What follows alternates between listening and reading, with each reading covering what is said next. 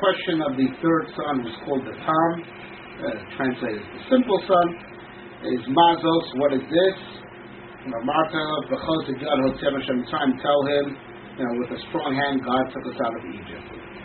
Why is he called the simple son? What's his question? He asks, what is this? What's the question? And what is the answer? With a strong hand, Hashem took us out of Egypt. Truth is, the term Tam, is translated as the simple son, but it's not simple in a negative way, because we find this term used by none other than Yaakov Avinu. The Yaakov Ish Tam Yoshev Ohalim. In Parshas told us that Yaakov was a Tam, a wholesome man, who sits in the tent, and Chazal say sit in the tent, meaning he was learning in the yeshiva of Shem and Aver. And Rashi explains there, Tam means, honest and straightforward. He's not sly. Doesn't mean that he's lacking intelligence. In terms of he's just honest and straightforward, and he lacks slyness. Right? So it's not stupidity. We're talking about simplicity in its positive sense, like good simple folk that are very straightforward, and because people who are sly have all types of complexities behind their reasoning and behind their actions, because they're always thinking something other than what they're actually saying and actually doing, because they have agendas. Simple and he's straightforward. He's straightforward. So what is the question of this straightforward son? As it were, a good, honest person. Right? So one thing is for sure, since we say Tam, which also is a synonym for being wholesome, honest, right, non-sly, so there's definitely no element of rebellion in this question, like that of the Rasha. But again, we still have to understand, what is his question? This question is asked in the Chumash in context of the halacha of Arifas Peter Chamor. HaKadosh Baruch Hu says after Makas B'choros and Parshas Bo, Kadosh Li Kol B'chor Pet Rechem V'anu Aveim Alihu, sanctify for me, right, the firstborn of man and of beast.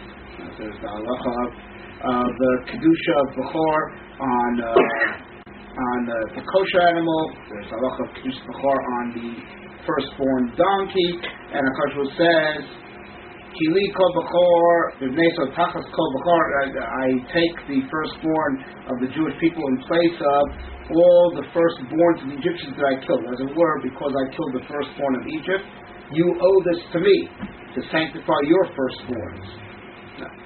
So, that in itself is strange, because it sounds like the cause and effect is because God smote the firstborns of Egypt, so we have to return the favor and sanctify our firstborns of man and beast. And in Parshas Shmos already, the cause and effect is actually said in reverse. HaKadosh Baruch Hu sends Moshe to Paro in Parshas Shmos and says, B'ni b'chor, so tell him that the Jewish people are like my firstborn son.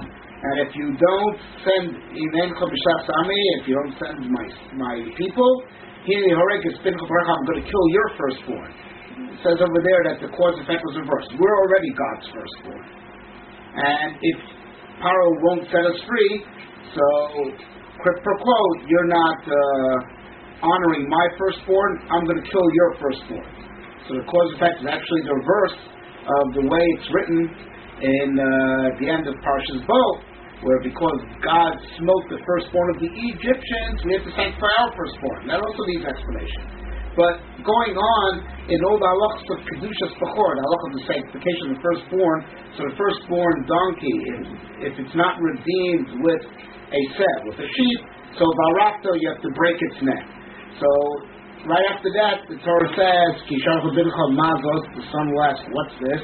Seemingly he sees the breaking of the neck of the donkey.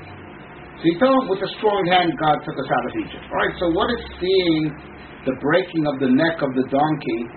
Like, what is so problematic about that it causes the son to ask? And really that's supposed to be a question about mitzvahs in general, because the answer is, with a strong hand, God took us out of Egypt, and therefore we sanctified the firstborn. Right, so we have to understand that, this paradox about the kedusha of firstborn, for the question we asked, that from Parshas Shemot seems the cause and effect is the opposite of what it seems in Parshas Bo. And we have to understand what about is so troubling to this honest son. And what exactly is his question? What exactly is the answer? So the truth is like this. A person who is honest, he's only bothered by what's clearly strange. So just like in simple reading of the Pesach, you see something strange, like breaking the neck of a good, healthy animal that seems to be a big waste. So he asks, what is this? Something that's clearly out of order, right? Something that's clearly strange, something that bothers the honest person. Right? He's not looking to ask questions. He's not being sly. Right? He's no big philosopher either. Right? He's a straight, honest person, and when he sees something strange, he asks, what's this? Referring to that which is strange. And truly, his question about the breaking of the neck of the donkey is a question that we can have by all mitzvahs. Right? Like over there, breaking the neck of the donkey. Like, if this thing is holy, right, and if this thing is useful, why are you breaking its neck? Right? It should attain its goal. Like, why is its neck being broken?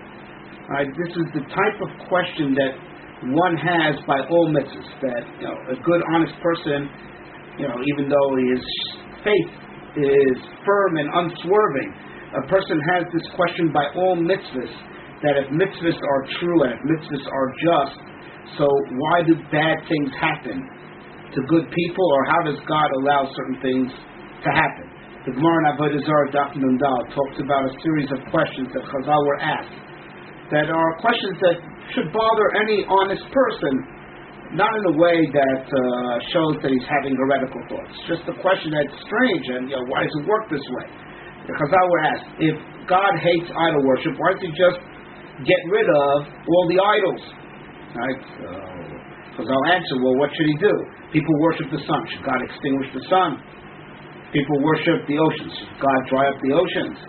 Right? Yovad Olam Tvei Hashotim. Should God destroy his world because of the fools? Right? So, rather, the HaKadosh Baruch Hu lets the world, Olam Kiminhago Hailech, the world runs in its natural manner that God willed it to run it. And these fools, they'll just pay for their actions at the end of time. Similarly, later in the Gemara, they ask a question like this: a person steals, wheat kernels, and then after he steals them, he plants them, and it grows, and he gets bushels and bushels of wheat from stolen kernels. Why does it work if God hates theft? And the answer to the Gemara is the same thing. Look, God is not going to destroy the laws that he wants the world to run by because of these evildoers. Let them do their evil, but in the end, they'll pay for it. So, we have this question by all mitzvahs, right? If God wants something, right? So, why is it seemingly that we can go against his will, right? If God wants something from us, so how is it possible to not do his will? Right? If God wants something, so his will is absolute, so the result should be guaranteed and should be impossible to do anything other than the result that God desires. And yet we see that in this whole arena of mitzvahs and averos, God forbid man successfully transgresses, right? And how is that possible? He successfully transgresses and seemingly gains from his transgression. Comes out ahead, at least in this world, so it would seem. Right? And even in mitzvahs, if God wants certain things, right? So they should happen automatically because God's will is omnipotent. So it shouldn't be dependent on our actions. Do we want to do? Do we not want to do? And this is really the duality by the kedusha of the firstborn, right? This question that we have about all mitzvahs and how mitzvahs are up to us. It's up to us to do, and it's even in our hands, God forbid, to disobey. And how could that be? If this is what God wants from us, and this is what he said to do, this is what he said what not to do, how is it possible it's in our hands to do or not do? If this is his will, then he should get his results out of us no matter what. So this duality is the paradox of the kedusha of the firstborn. Right? The Kedusha of the firstborn, you're born that way. God chose his firstborn son, and every firstborn is born holy. It's nothing that's done by choice, it's by divine will. And yet there's a halacha of Kaddish li kol b'chor, there's a halacha of sanctifying the firstborn. According to Rebbe in the Gemara, even an animal that's born with Kedushas b'chor, there's a halacha of to sanctify it anyway. Even though it was born holy, it's in our hands. We make this Kedusha, even though it's saying that God willed already from the onset, and God does, out of, on his own accord. He makes things born that way, but still we act as if this Kedusha is in our hands. We take off the Kedusha. Firstborn is born with Kedusha, and you can redeem it. There's Pidyon, Pesach Hamor, and if you don't redeem it, break its neck, as if it's in our hands to take off the Kedusha that it was born with by divine will. It's in our hands to make this Kedusha that it was anyway born with. So it's strange duality that it's God's will, yet it's in our hands. It's God's will, but yet it's in our hands. In our hands, both it's up to us to make it happen, and God forbid, even in our hands to disobey, and seemingly the disobedience is real. It's not by our perception. A person steals wheat, and he's able to grow many more bushels of wheat out of it. That's his question. What is this? This is a question that bothers every honest person. I believe that God's will is absolute, and I have to live by that will, but if it's absolute, so why is it in my hands? It's a question every person has in mitzvahs, generally asked it in the negative. If it's God's will, so how do people going against God's will have success in going against his will? How could it be? That's the mazos. What is this? Because this is the paradox we have by all mitzvahs. So the answer is, with a strong hand God took us out of Egypt. So this in itself is something that should be thought-provoking. With a strong hand God took us out of Egypt. As if, what does strong hand mean? It means that God overpowered the Egyptians. As the pasuk indeed goes on to say, as Pharaoh hardened his heart and refused to let us go, Baruch Hashem kol b'chor, God killed all his firstborn. Alright, he stood up against God, and so God broke him. God overpowered him.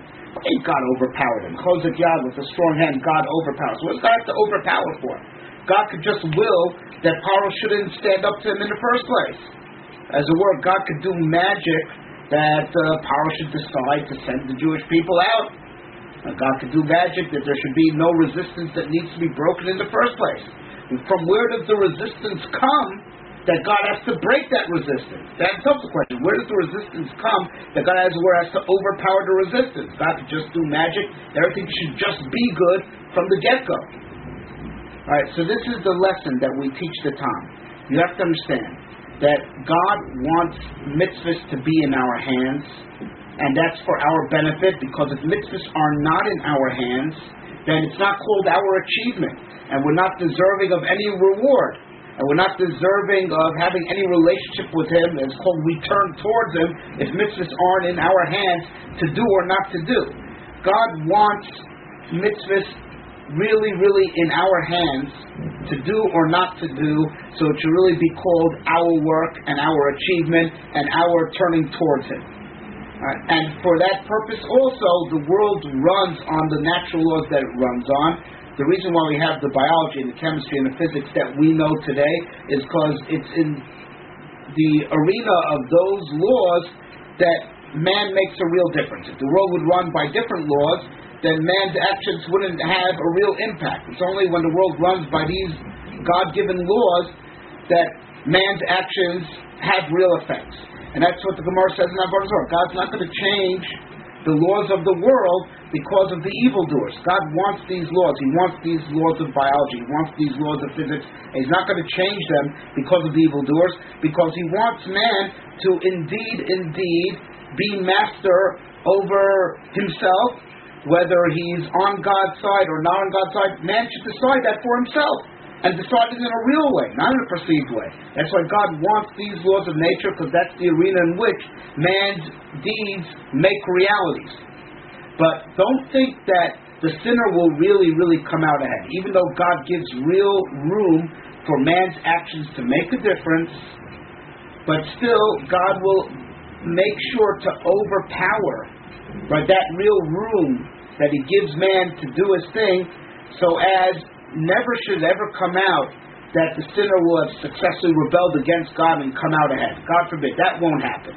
As much as God will give man room to be a master, seemingly of his own destiny, he'll only be master in how he positions himself.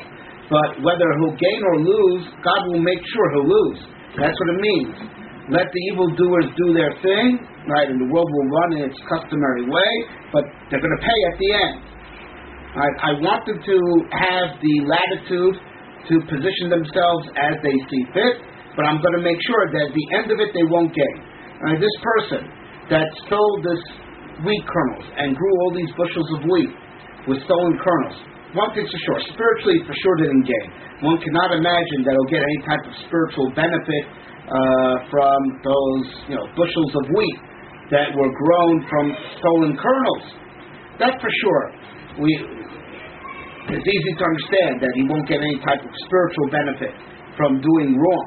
But even physical benefit, you don't know the long run. It could be that on the surface he gained a lot from those stolen kernels, but if you look at the big picture of his finances, he had big losses in real estate or on the stock market, and he comes out in the great balance sheet of it, he really didn't gain anything. Right? And that's b'chol yod. With the great hand, HaKadosh Baruch Hu, even though he allows man to have real room to position himself and to move things around in the world, right? But with that also, God with the strong hand will make sure that at the end of destiny, justice is done. Even though man had real space to position himself, at the end of time, justice will be done. And the righteous will have it good and will come out ahead, and those who are wicked will come out behind, and we'll see in retrospect that they never gained anything, even though they were successful in positioning themselves in different positions, but there was no net gain from that, not certainly spiritually not, and even physically, even financially there wasn't. So that's the simple son's question. Mazos, how does it work? This duality that it's divine will, but yet it's up to us. That's the strange thing that we see in life. That the evildoers seemingly have success. That's the mazos, right? That seemingly God's will seemingly is thwarted. If it's God's will, no one should do wrong, and everyone should be doing right, and evil should never be successful.